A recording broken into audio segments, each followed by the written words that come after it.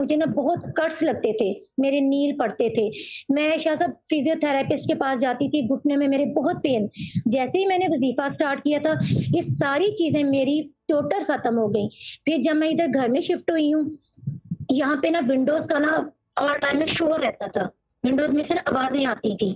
तो जब आपने ये लास्ट टाइम भी मेरे ग्रुप में बात की आपने, सॉरी ये लाइव में मेरा नाम लिया था शेयरिंग के लिए, शायद अब उसके बाद मेरी आपसे बात हुई, तो मैंने आपको बताया। तो शायद अब उस दिन के बाद से लेके वो जो थोड़ा बहुत माइनर सा काम चलता था ना, ये सब चीज़ें हिल-जुल होती थी और ये आवाज़ें आती थी, जो वो घर के अंदर से टोटल खत्म आवाज़ें हो गई आती थी, मेरी। घर के अंदर से आवाज़ें आती थी, बंद हो गई ना। ये चीज़ है, नॉर्मल है, ये जी, तो कोई काम बिल्कुल। ही नहीं है।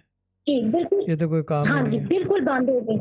हाँ जी, उस दिन से हुँ। बिल्कुल बंद हो गई, नहीं कोई भी नहीं है, अल्लाह का शुक्र है, वरना वज़ीफ़ा करते हुए जैसे ही बिस्मिल्लाह का शुरू करना, तो ऐसे लगना कि जैसे पिछले वाले शेर में से किसी ने ना मोटर का